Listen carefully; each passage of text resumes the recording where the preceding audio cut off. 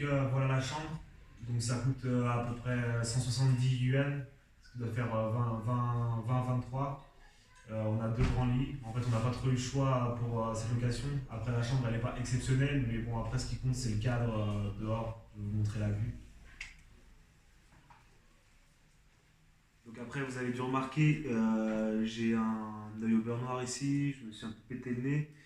Je ne vais pas rentrer dans les détails, mais c'est juste qu'à la fac, je me suis battu logiquement avec une personne, mais finalement, c'est arrivé que c'était trois personnes.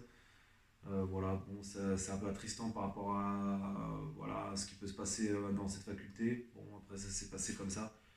Voilà, trois personnes contre une personne, donc c'est pour ça que j'ai changé un peu de visage pour en tout cas cette partie de la vidéo.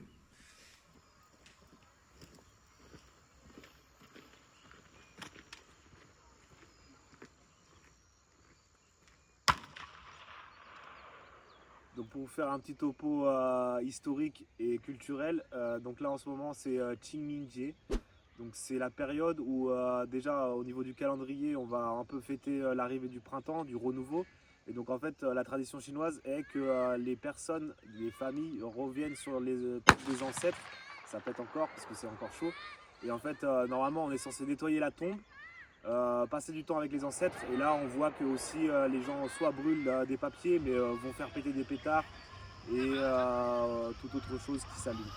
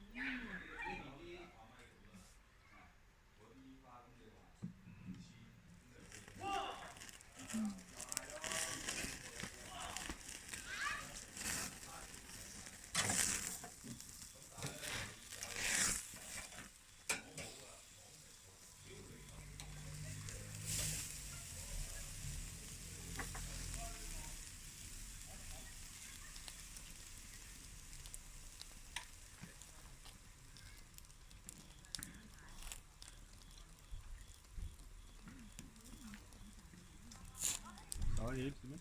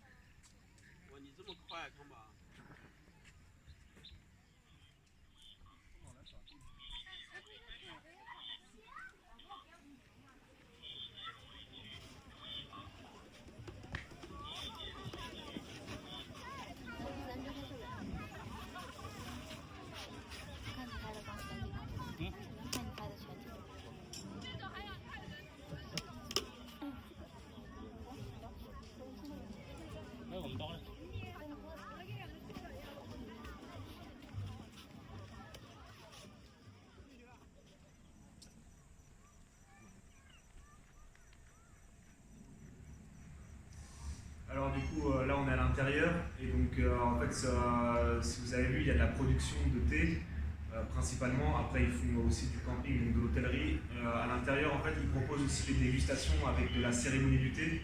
Donc, en fait, il y a une personne qui viendra s'installer ici et qui va vous faire tout un rituel et qui vous permettra de pouvoir déguster du thé. Et après, sinon, il y a un magasin où, pareil, en fait, vous avez différentes gammes de thé qu'ils produisent et que vous pouvez déguster. Et c'est ce que je suis en train de voir actuellement. Et voilà, ça c'est pour la partie, on va dire, plutôt commerciale. Et sinon, après, ce que vous avez pu voir avec la balade, la visite, et aussi on peut cueillir parmi les champs.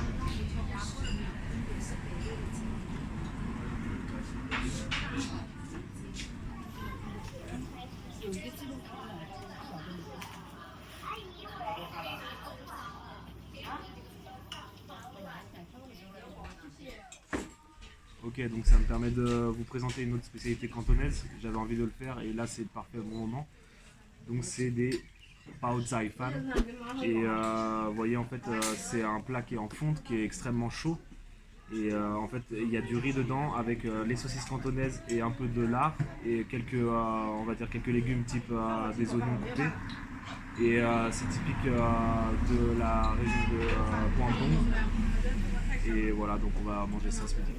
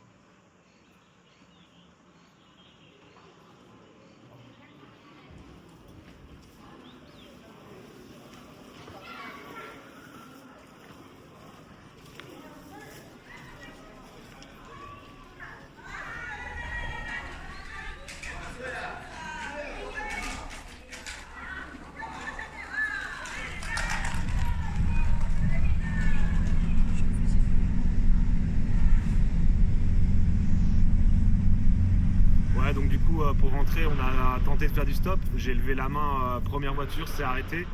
Et donc du coup, on est rentré en voiture, ce qui est plutôt cool puisqu'il y a à peu près 12 km. Donc ce matin, on a pu les faire, mais là au moins, ça nous permet de rentrer et de pouvoir aller se poser sans avoir à faire ces 12 km.